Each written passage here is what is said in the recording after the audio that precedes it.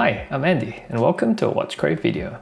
If you're watching this video during the Christmas period, Merry Christmas and Happy Holidays. I hope you've had a great year and all the best for the upcoming new year.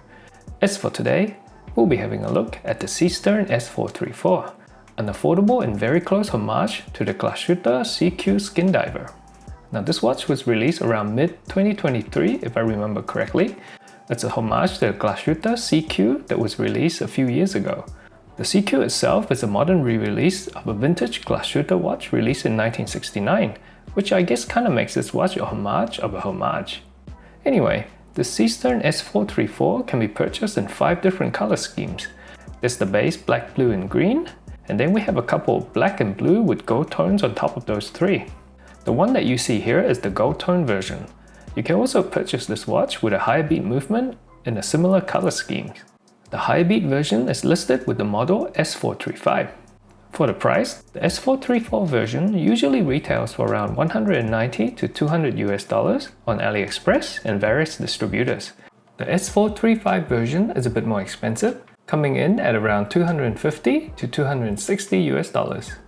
Of course, you should be able to get these for a bit cheaper during one of the big sales. The watch comes packaged in a pelican case, along with a manual, guarantee card, and a screwdriver to help with resizing the bracelet. Pretty standard AliExpress packaging if you're familiar with it. Now with all of that out of the way, let's get into the specs and dimensions. The watch diameter measures at 39.5mm.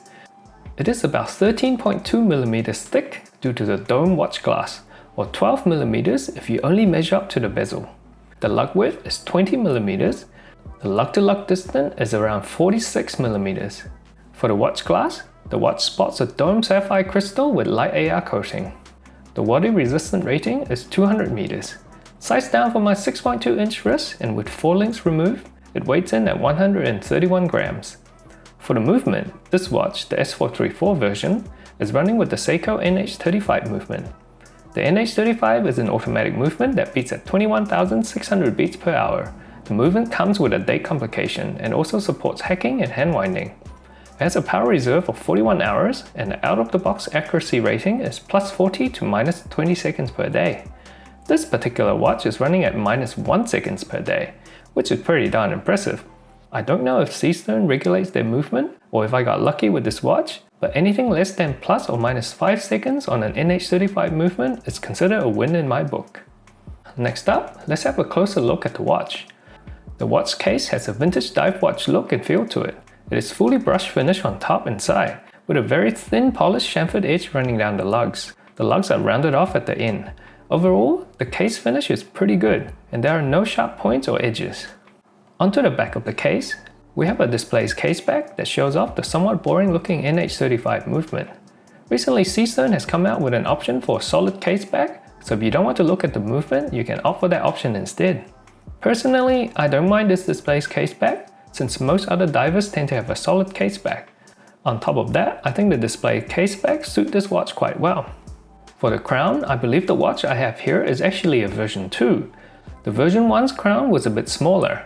The crown is screwed down inside, it is easy to grip, and it's fairly smooth and easy to operate. The unscrewing and screwing action do feel a bit gritty, but the winding and the time setting feels very smooth. Moving on to the bezel, we have a coin edge, unidirectional 120 clicks bezel. The bezel is easy to turn and doesn't have a lot of backplay.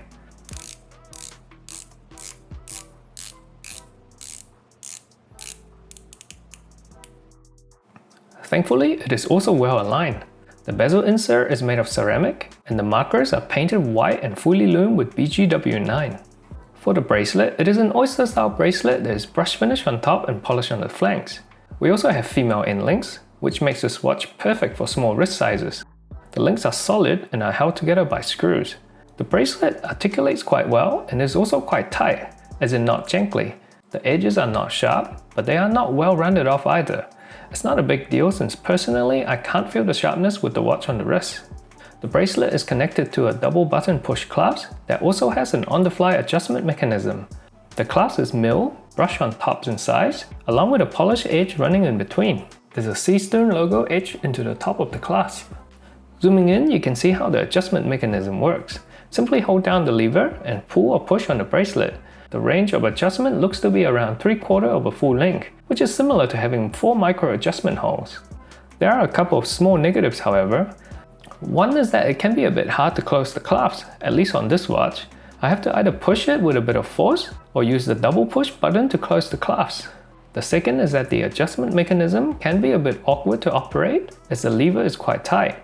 One tip I have is to hold down the lever and pull the adjustment out all the way, and then you can tighten it bit by bit without needing to hold down the lever. Despite the small cons, I'm satisfied with the overall finish and operation of the bracelet and clasp. Zooming into the dial, we have a flat dial with a subtle sunburst effect. The indices are a mix of big Arabic numerals and thin rectangular blocks. All indices are applied and filled with BGW9 Lume. I must say, they've been executed fantastically.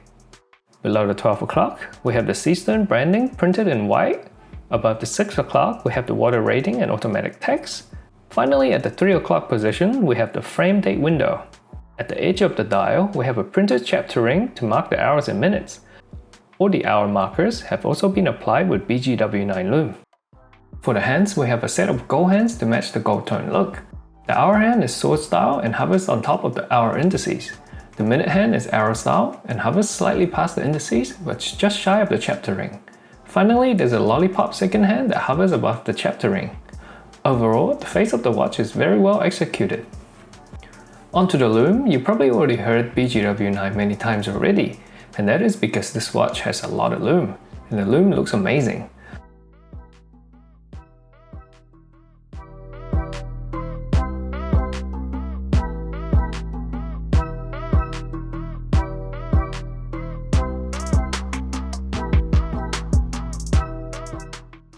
As you have already seen, the bracelet comes with female end links. That combined with a lug-to-lug of 46mm equals a very good fit for a slender 6.2-inch wrist. The watch wears quite comfortably on the wrist. It's a tad lighter than some of my other watches. The lighter weight combined with the adjustable clasp make this watch one of the more wearable and comfortable watches I've worn. So, what are my thoughts on this watch? Well, for less than $200, the watch offers a lot.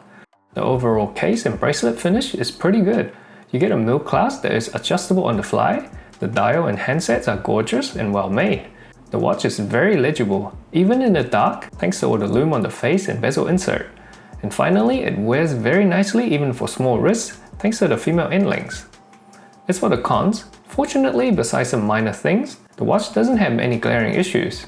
Some minor issues are the slightly gritty crown, the tough clasp and awkward adjustment mechanism, and the edges on the case and bracelet could be rounded off a bit more. Like I said, very minor issues that shouldn't affect your wearing experience. And that brings us to the end of this video. What do you think about this watch? Are you interested in getting your hands on one? If you already got one, what are your thoughts on the watch? Feel free to drop a comment down below and let us know. If you find this video enjoyable or helpful, please drop a like and subscribe for future videos. As a new channel, I really appreciate your support. Until next time.